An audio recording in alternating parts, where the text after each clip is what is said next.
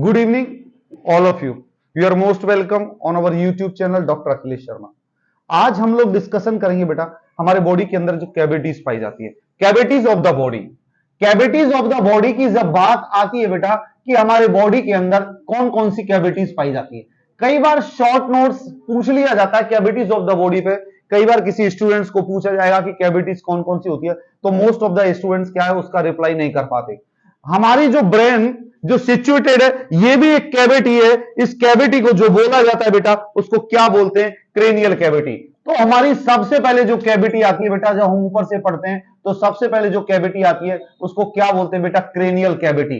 Cranial cavity. उसके बाद जो दूसरी कैविटी होती है बेटा हमारे क्रेनियम से जब नीचे आते हैं तो ये जो कैविटी पाई जाती है इसको क्या बोलते हैं बेटा? Thoracic cavity. इस थोरेसिक कैविटी के बाद में जब हम नेक्स्ट स्टेज में आते हैं तो थोरेसिक कैविटी के बाद में ये एब्डोमिनल कैविटी मींस हमारा जो एब्डोमेन आता है नीचे, इसको क्या बोलते हैं बेटा? एब्डोमिनल कैविटी, या दूसरे वर्ड में हम क्या बोल सकते हैं बेटा? Peritoneal cavity. ये पेरिटोनियल कैविटी जिसके अंदर हमारे एब्डोमिनल ऑर्गन सिचुएटेड होते हैं। उसके बाद में जो नेक्स्ट जो हमारी कैविटी आती है बेटा वो आती है perineal cavity. Perineal cavity means perineum. Perineum means जहां पर हमारे रिप्रोडक्टिव ऑर्गन सिचुएटेड होते हैं। रिप्रोडक्टिव ऑर्गन मींस मेल और फीमेल जिस ऑर्गन जो हमारे सिचुएटेड होते हैं उसको बोलते हैं पेरिनियल कैविटी। ये पेरिनियल कैविटी हमारे ग्रेटर टोकेंटर मींस जो हमारी कमर है, इस कमर से नीचे के लिए जो फनल शेप की कैविटी आती है इसको क्या बोलते हैं बेटा? Perineal cavity. तो हम इन कैविटीज के बारे में थोड़ा सा डिस्कशन कर लेते हैं क्योंकि ये कैविटीज के बारे में स्टडी करना भी एक इंपॉर्टेंट कॉन्सेप्ट है और थोड़ी सी एनाटॉमी फिजियोलॉजी भी इससे क्लियर होंगी जब हम क्रेनियल कैविटी के बारे में पढ़ते हैं। Cranial cavity means cranium. जब क्रेनियम की बात की जाती है बेटा तो टोटल हमारे क्रेनियल कैविटी के अंदर जो हमारी जो एक क्रेनियल कैविटी है, इस क्रेनियल कैविटी के अंदर हमारी जो बोन्स पाई जाती हैं वो पाई जाती हैं 22। यदि हम इसकी बात करें बेटा तो फेस के अंदर हमारी 14 बोन्स पाई जाती हैं बेटा, और हमारे इस स्कल के अंदर 8 बोन्स पाई जाती हैं। मींस यदि आपसे कोई क्वेश्चन पूछा जाए बेटा कि आपकी क्रेनियम के अंदर कितनी बोन होती हैं तो आपको बताना है 22 बोन्स। और यदि आपसे पूछा जाए कि फेस के अंदर कितनी बोन होती है तो आपको बताना है बेटा 14 बोन। स्कल के अंदर 8 बोन। ये हमारी स्कल बोन्स कौन कौन सी है? हमारे जो फ्रंट में पाई जाती है इस बोन को बोलते हैं बेटा फ्रंटल बोन। ये फ्रंटल बोन जब हम पैदा होते हैं तो ये बोन 2 होती हैं। 2 बीच में से जहां चंदन लगाते हैं, माथे पे जो तिलक लगाते हैं, ये तिलक शो करता है कि यहां पर हमारा कोई एक ऐसा पॉइंट है जहां पर हमारी दोनों बोन आपस में जुड़ी हुई है, इसको बोलते हैं फ्रंटल बोन। जब हम बेबी मां के एब्डोमेन में रहते हैं, जब मां के एब्डोमेन से जब हम बाहर आते हैं तो वेजाइनल रूट सकरा होता है, बेबी का हेड बड़ा होता है, तो वेजाइनल रूट के प्रेशर के कारण ये दोनों फ्रंटल बोन एक दूसरे के ऊपर चढ़ जाती है। ऐसे एक दूसरे के ऊपर चढ़ जाने से हेड का सरकमफ्रेंस छोटा हो जाता है, हेड का डायमीटर छोटा हो जाता है और हम वेजाइना से बाहर आ जाते हैं। और बाहर आते ही जैसे ही प्रेशर रिलीज होता है तो ये दोबारा ये बोन ऐसे आ जाती है। ये बोन जब हम पैदा होते हैं एट बर्थ, ये बोन मूवेबल होती है। मूवेबल जब भी तो हम कहते हैं बच्चे का सर मत दबाओ, बच्चे के कई लोग तौलिया लपेट देते हैं कि उसकी जो खोपड़ी है गोल हो जाएगी, है ना। कई लोग कहते हैं एक साइड में मत सुलाओ इसको वरना सर चपटा हो जाएगा। ये क्यों? क्योंकि ये जो हमारी फ्रंटल बोन्स ये बीचों बीच में जिस लाइन से जुड़ी होती है उस लाइन को बोलते हैं सूचर लाइन। मींस जो 2 बोन यदि किसी लाइन से जुड़ी हुई है इस लाइन को क्या बोलते हैं बेटा? Suture line. Suture line means जहां पर हमारी दोनों बोन मींस ये फ्रंटल बोन और ये फ्रंटल बोन जुड़ती है, इस लाइन को क्या बोलते हैं बेटा? Suture line. फ्रंटल बोन ये 2 जो कनपटी जिसको बोलते हैं ये कौन सी बोन होती है? Temporal bone. टेम्पोरल बोन दोनों कनपटियां, फ्रंटल बोन जहां एंड होती है वहां टेम्पोरल बोन। इस टेम्पोरल बोन से स्टार्टिंग होती है पैराइटल बोन। ये पैराइटल बोन यहां से यहां तक पाई जाती है, इस बोन को क्या बोलते हैं? Parietal bone. और जो पीछे पाई जाती है ओसिपिटल बोन। Occipital bone. और हमारे इन दोनों बोन्स के बीच में हमारे पोस्टीरियर साइड में एक ट्राइंगुलर डायामीटर, वो ट्राइंगुलर ये क्या बोलते हैं हमारे पोस्टीरियर साइड में हमारे फंटेनेला पाया जाता है, जिसको हम पोस्टीरियर फंटेनेला बोलते हैं। मींस एक छिद्र जो पाया जाता है, इसको क्या बोलते हैं? पोस्टीरियर फंटेनेला। जब भी कहते हैं ना यहां नहीं मारना चाहिए या छोटा मगज होता है, ऐसा बोलते हैं ना डायलॉग, वो क्यों बोलते हैं? क्योंकि यहाँ पोस्टीरियर फंटेनेला मींस एक ओपनिंग होती है, और एंटीरियर फंटेनेला यहां पर पाया जाता है, हमारे जो फ्रंट में जो ऊपर, यहां पर एंटीरियर फंटेनेला पाया जाता है। ये एंटीरियर फंटेनेला कौन से शेप का होता है बेटा? डायमंड शेप का होता है। ये हमारा एंटीरियर फंटेनेला कौन से शेप का होता है? डायमंड शेप का।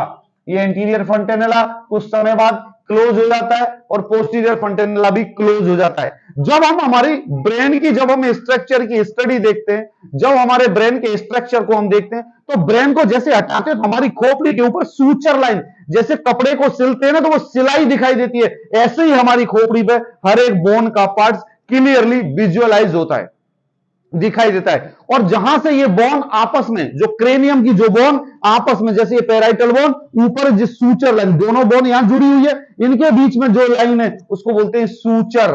मैं सूचर्स में पढ़ाऊंगा आपको कि कौन कौन से सूचर पाए जाते हैं, फ्रंटल बोन कैसे जुड़ती है, ऑसिपिटल कैसे जुड़ के एक सिर्फ नारियल का सा कवर, एक कैविटी बना देती है, जिसके अंदर हमारे स्कल की सारी बोन सिचुएटेड होती है। तो ये चीज समझ में आई। अब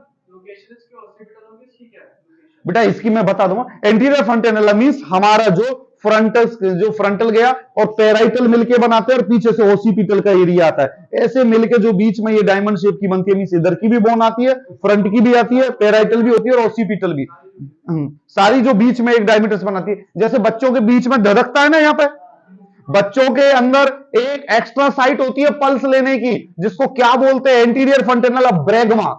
बच्चों के अंदर एक एक्स्ट्रा साइट होती है पल्स लेने की, इस साइट को क्या बोलते हैं? ब्रैगमेटिक पल्स। इस साइट को क्या बोलते हैं? ब्रैगमेटिक। दूसरे वर्ड में क्या बोल देते हैं? ब्रैगमा। ये ब्रैगमा कहां पाई जाती है? एंटीरियर फंटेनेला। कई बार ये एंटीरियर फंटेनेला बच्चों में डिहाइड्रेशन का भी पता बता देता है। यदि आपका एंटीरियर फंटेनेला चिकना नहीं है, ड्राई हो गया और इरोजन हो रहा है, सेल डैमेज हुई है, तो बच्चे में पानी की कमी है, मां को ज्यादा से ज्यादा ब्रेस्ट फीडिंग करानी चाहिए, और धीरे धीरे ये एंटीरियर फंटेनेला कवर हो जाता है। इस कवर के कारण ही हमारा थोड़ा सा सर यहां से उठा हुआ हमें दिखाई देता है। मींस ये एंटीरियर फंटेनेला हमारा क्लोज हो गया। ये चीज समझ में आई आपको? अब हम जब इसकी बोन की बात करते बेटा, तो कि क्रेनियल कैविटी के अंदर कौन कौन सी बोन पाई जाती है, तो सबसे पहले जो बोन पाई जाती है हमारी frontal bone, parietal, temporal, occipital, ये तो हमने कंप्लीट कर दी। जैसे मैं लिख दूं क्रेनियल कैविटी के अंदर फ्रंटल बोन्स है ना बेटा, parietal bones, temporal bones, occipital bone, उसके बाद बेटा मैग्जिला, जो आपका अपर जबड़ा होता है उसको क्या बोलते हैं? मैग्जिला। और नीचे वाला जो जबड़ा होता है उसको क्या बोलते हैं? मैंडिबल। अब कई लोगों से क्वेश्चन पूछा जाता है, खाना खाते समय कौन सा मैंडिबल कौन सा जबड़ा काम आता है? नीचे वाला। मूवेबल कौन सा जबड़ा होता है? नीचे वाला मैंडिबल। ऊपर वाला स्टेबल होता है, नीचे वाला मैंडिबल होता है। तुम खाना खाओ, चबाओ तो देखना नीचे वाला जबड़ा ही मूवेबल होता है। Maxilla, mandible. और जो पाई जाती है बेटा इसके अंदर मैस्टर्ड प्रोसेस, जो यहां पर होता है ऊपर, मैस्टर्ड प्रोसेस। मैस्टर्ड प्रोसेस के बाद में बेटा स्टीलॉइड प्रोसेस। स्टीलॉइड प्रोसेस, इस स्टीलॉइड प्रोसेस के बाद में क्या आता है बेटा? बूमर, स्पिनॉइड और एथमोइड बोन। बूमर, स्पिनॉइड और ethmoid bone. Ethmoid bone, ethmoid bone, ये सारी बोन्स हमारे क्रेनियम के अंदर पाई जाती है। पैलेटाइन बोन्स भी होती है इसके अंदर, और पेरेटाइल बोन भी होती है बेटा, और नेजल बोन भी बोलते हैं, जाइगोमेटिक बोन भी बोल देते हैं उसको। पैराइटल बोन भी होती है बेटा। पैराइटल बोन तो ये लिख दी हमने। जाइगोमेटिक बोन हो गई एक, जाइगोमेटिक बोन हो गई बेटा एक नेजल बोन हो गई। ये सारी जो बोन्स पाई जाती है हमारे क्रेनियम के अंदर ऐड होती हैं। आपसे यदि कोई पूछ ले बेटा क्रेनियम बोन्स के नाम बताइए, तो आपके पास पता होना चाहिए कि क्रेनियम के अंदर कौन कौन सी बोन्स होती हैं। आप ये डायग्राम देख सकते हैं, जिसके अंदर से आपको फॉलो हो सकता है, और आप इस डायग्राम को डिटेल में स्टडी कर सकते हैं। ये डायग्राम्स आपको प्रॉपर हेल्प करेंगे जब आप घर पे जाएंगे, घर पे जाके इन बोन्स को देखेंगे, तो इस डायग्राम को भी आपको साथ में देखना है, और इस डायग्राम के अंदर जहां जहां बोन सिचुएटेड है उन बोन को देखना है। एक अपने ऊपर भी एक्सपीरियंस करना है बेटा। अपने ऊपर एक्सपीरियंस का मतलब आपको मेरा फ्रंटल ये है, मेरा पैराइटल ये है, मेरा टेम्पोरल ये है, मेरा ऑसिपिटल ये है, मेरी नेजल बोन ये है, मेरा मैंडिबल ये है, मेरा मैक्सिला ये है, मेरी नेजल बोन ये है, मेरी जाइगोमेटिक बोन ये है। इस तरीके से आपको अपने ऊपर भी एक्सपीरियंस करना है बेटा। तो ये हमारी क्रेनियल कैविटी है बेटा। क्रेनियल कैविटी हमारे स्कल बोन से कवर होती है, जिसके अंदर हमारी बॉडी का सबसे इंपॉर्टेंट पार्ट ब्रेन सेफ रहता है, सिचुएटेड होता है। उसके बाद में जो हमारी दूसरी कैविटी आती है बेटा, वो आती है थोरेसिक कैविटी। जो दूसरी हमारी जो कैविटी आती है बेटा, वो कौन सी कैविटी आती है? Thoracic cavity. समझ में आ रहा है? मजा आ रहा है? डिटेल में चल रहे हैं। दूसरी जो कैविटी आती है बेटा, उसको क्या बोलते हैं हम? Thoracic cavity. ये थोरेसिक कैविटी, थोरेसिक कैविटी का मतलब क्या है? थोरेसिक कैविटी का मतलब क्या है? हमारा थोरेक्स मींस जो हमारे, थोरेसिक कैविटी का मतलब क्या है? जो हमारी cervical thoracic, cervical vertebra C7, उसके बाद में सर्वाइकल खत्म होते ही ये थोरेसिक रीजन मींस जहां से हमारी क्लेविकल जुड़ी होती है, इस रीजन से जो ये पिंजरा आता है यहां तक का, इस पूरे पिंजरे को क्या बोलते हैं? Thoracic cavity. इस पिंजरे को जो थोरेक्स रीजन, जो थोरेसिक कितनी होती है संख्या में? 12। ये 12 थोरेसिक रीजन से जो आगे जाके एक पिंजरा बनता है, इस पिंजरे को क्या बोलते हैं बेटा? Thoracic cavity. इस थोरेसिक कैविटी के अंदर कौन कौन से ऑर्गन सिचुएटेड होते हैं? तो इस थोरेसिक कैविटी के अंदर हमारे लंग्स, ट्रेकिया, ब्रोंकस, हमारी ट्रेकिया यहां तक आ गई, उसके बाद में bronchus, lungs, lymph nodes, lymph vessels, हमारा हार्ट, एरोटा और सुपीरियर वेना कावा, ऊपर से जो ब्लड को लेके जा रही है वो सुपीरियर वेना कावा, क्योंकि इंफीरियर वेना कावा तो नीचे से ब्लड को लेके आ रही है। ये सारी स्ट्रक्चर्स हमारी थोरेसिक कैविटी के अंदर पाई जाती है, तो इसको लिखाने की जरूरत नहीं है। थोरेस बेटा थोरेसिक कैविटी के नीचे आएगा डायफ्राम, नीचे एक supporting organ of the thoracic cavity, diaphragm नीचे आएगा। थोरेसिक कैविटी बेटा सिंपल कैविटी का मतलब क्या है? इस कैविटी के अंदर जो ऑर्गन सिचुएटेड है उनको हमें बताना है। अब यदि ये शॉर्ट नोट्स आपके पास 10 नंबर का है या 15 नंबर का है, तो आपको इनको एक्सप्लेन करके लिखना होगा, थोड़ा थोड़ा सा डिटेल में लिखना होगा। ये कहलाती है थोरेसिक कैविटी। नेक्स्ट आती है abdominal cavity. Abdominal cavity is found in our human body and it is the largest cavity of any human being. पेट दुनिया के अंदर सबसे बड़ा है मेरे मालिक, पेट। यदि ये पेट इतना बड़ा नहीं होता तो लोग भ्रष्टाचार नहीं करते, लोग करप्शन नहीं करते। पेट को भरने के लिए लोग करप्शन करते हैं, लेकिन पेट फिर भी नहीं भरता। तो सबसे बढ़िया क्या है? सबसे बड़ी कैविटी कौन सी है? पेट। पेट को इंग्लिश में क्या बोलते हैं? Abdominal cavity. और सबसे बड़ी क्यों है? आदमी कितना भी कमा ले कर ले, हाय हाय हाय हाय, पैसा लगा रहे, बस पेट में भरता रहे, फिर भी पेट नहीं भरता। Number 2, 3 corruption. लोग सड़कें खा गए, पुल खा गए, नदियों के ऊपर ब्रिज ले गए, ट्रेन गई, बस गई, हवाई जहाज गई, सब किस में गई? पेट के अंदर। तो पेट कितनी बड़ी कैविटी है हमारी? बहुत बड़ी कैविटी है। Abdomen cavity is the largest cavity of an human being. समझ में आया बेटा? अब एब्डोमिनल कैविटी थोरेसिक कैविटी के नीचे होती है। अरे बेटा ये तो पता है, हमारे ऊपर थोरेसिक कैविटी, ये एब्डोमिनल कैविटी। एब्डोमिनल कैविटी के नीचे कौन सी होगी? Pelvic cavity. तो इस एब्डोमिनल कैविटी के अंदर कौन कौन सी चीज सिचुएटेड होती है हमारी? एब्डोमिनल कैविटी के अंदर जैसे हम ये डायग्राम देखेंगे कि एब्डोमिनल कैविटी के अंदर क्या क्या चीज सिचुएटेड होती है, तो एब्डोमिनल कैविटी के अंदर लीवर सिचुएटेड होता है, स्प्लीन सिचुएटेड होती है, इंटेस्टाइन सिचुएटेड होती है, आंतें होती है। ये हमारी एब्डोमिनल कैविटी के अंदर सिचुएटेड होती है। ये डायग्राम आपको देखने, इन डायग्राम की हेल्प से आपको मदद मिलेगी। तो बेटा मैं जितने भी लोगों से कहता हूं, आप सब लोग डायग्राम के ऊपर फोकस करो। आप डायग्राम बनाओ, पढ़ो, बनाओ डायग्रामों को। देखो बेटा हर एक चीज का डायग्राम, हर एक चीज को बताना एक टीचर के लिए मुश्किल है, क्योंकि या तो पूरी साल मेरे पास सिर्फ एनाटॉमी पढ़ाना हो, या एक यूनिट हो तो मैं पूरी साल उसको डिस्कशन कर दूं। लेकिन यदि मैं एक यूनिट और एक डायग्राम बनाऊंगा तो आधा घंटा, it will take near by half an hour, और हमें वीडियो बनानी है हाफ एन आवर की। रिसोर्सेज भी कम है हमारे पास, 2 घंटे की वीडियो बना के हम डालें, आप लोगों में से देखने वाले भी बहुत कम होंगे। क्या बेटा? बेटा बाइल, गॉल ब्लेडर, बाइल तो सिक्रीशन होता है बेटा, क्या बेटा? हाँ बाइल डक्ट, ये सारे एब्डोमिनल कैविटी के अंदर ही सिचुएटेड होते हैं बेटा। जैसे मैं बता रहा हूं एग्जांपल आपको, मेरी बात सुनना बेटा। स्टोमक, जब स्टोमक इस एब्डोमिनल कैविटी के अंदर आ रहा है तो small intestine, large intestine, gall bladder, pancreas, spleen और किडनीज, ये सारे हमारे एब्डोमिनल कैविटी के अंदर आते हैं बेटा। ये सारे किसके अंदर आते हैं? एब्डोमिनल कैविटी के अंदर। अब बेटा एब्डोमिनल कैविटी के रीजन्स, रीजन्स ये बहुत इंपॉर्टेंट पार्ट है। Regions of abdominal cavity means आप अपने पेट को डिवाइड कर लो। डिवाइड आप करेंगे तो ऐसे आपने आपके पेट को डिवाइड कर दिया, बीच में ये अम्बलिकस आ गई आपकी। बेटा ये जो मेरा पेट है, इस पेट को एक में यहां डिवाइड कर दिया, एक में यहां डिवाइड कर दिया, नीचे ये आ गई। इस पेट को हमने डिवाइड कर लिया बेटा, ठीक है बेटा। इस पेट को डिवाइड करने के बाद में, इस पेट को डिवाइड करने के बाद में अब हम इसके बारे में पढ़ते हैं। तो सबसे पहले जो ये रीजन आता है, ये क्या होता है बेटा? Right hypogastric region. ये कौन सा रीजन हो गया? Right hypogastric region. और ये कौन सा रीजन हो गया? Epigastric region. और ये कौन सा हो गया? Left hypogastric region.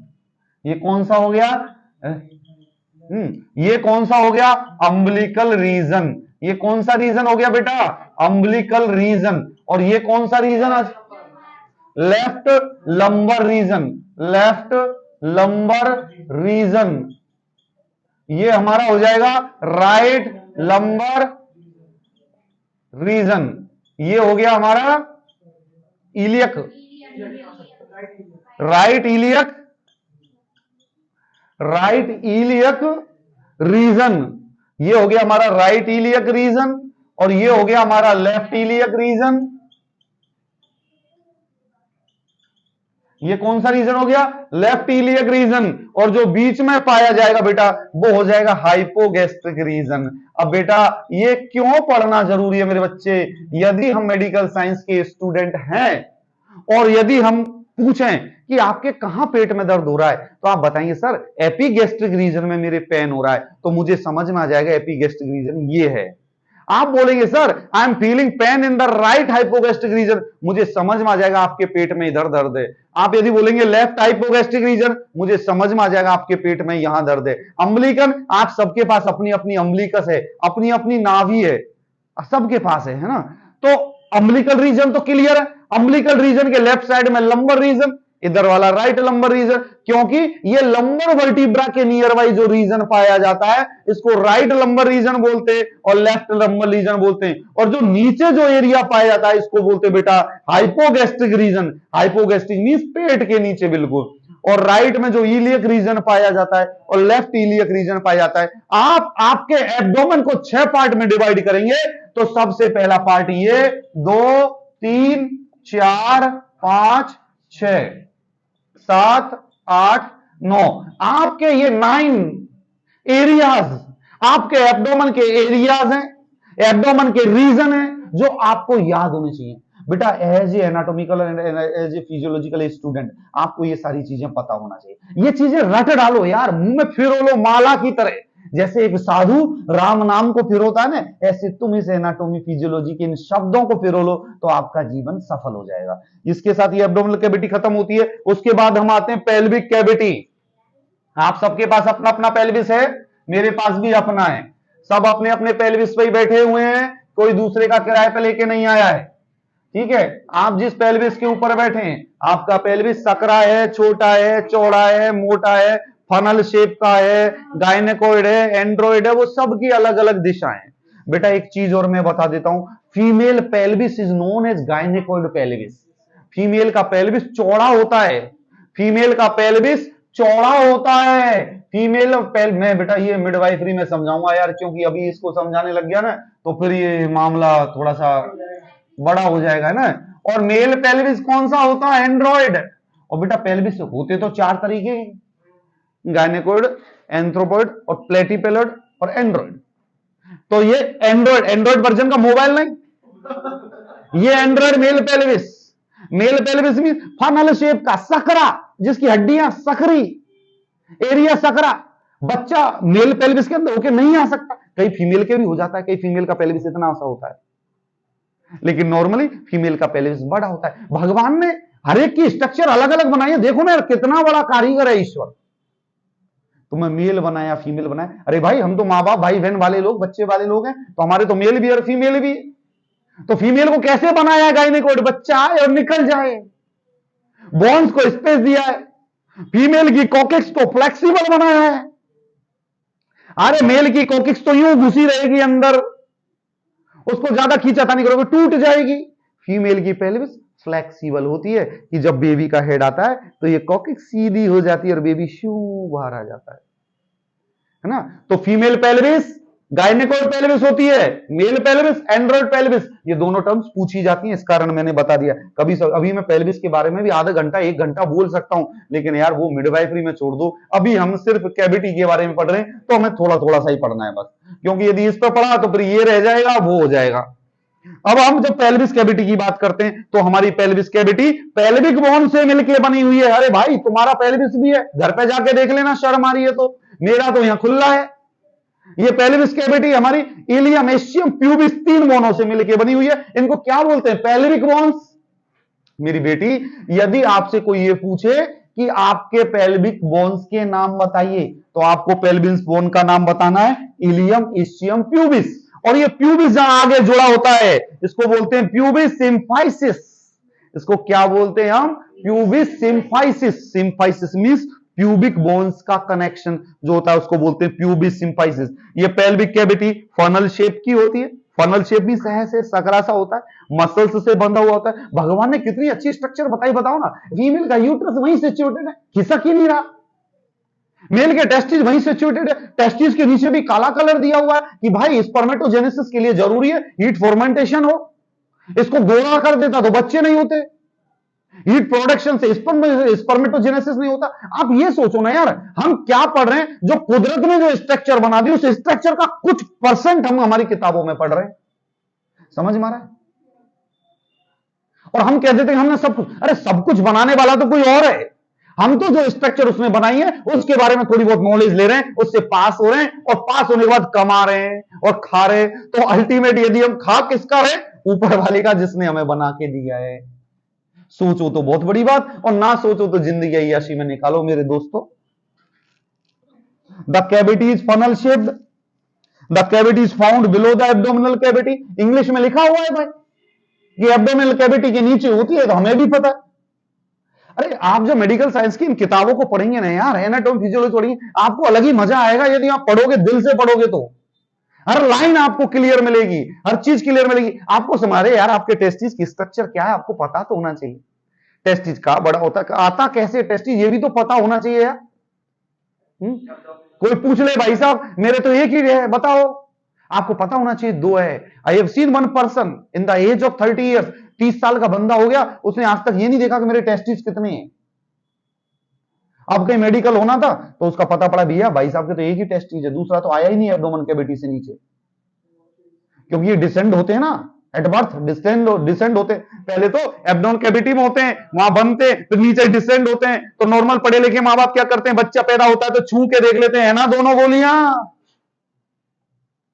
अरे देखना पड़ता है, तुम ये मत सोचना यार मैं किस लैंग्वेज में बात कर रहा हूं। मैं इस लैंग्वेज में इस कारण बात कर रहा हूं कि यंग जनरेशन को जिस हिसाब से जल्दी माइंड में इंटरप्रिटेशन हो, ये बहुत जरूरी है।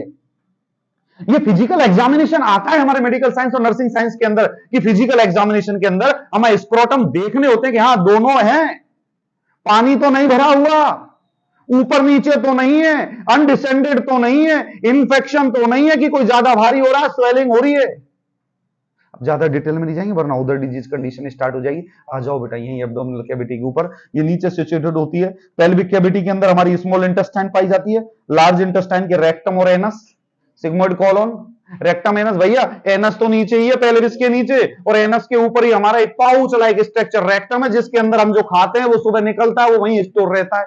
और उसमें भी भगवान ने क्या स्ट्रक्चर बना रखी है कि जो भी यदि पानी भी एक्स्ट्रा चला जाए तो बॉडी उसको भी खींच लेती है, एक भी चीज बेकार नहीं जाने देती।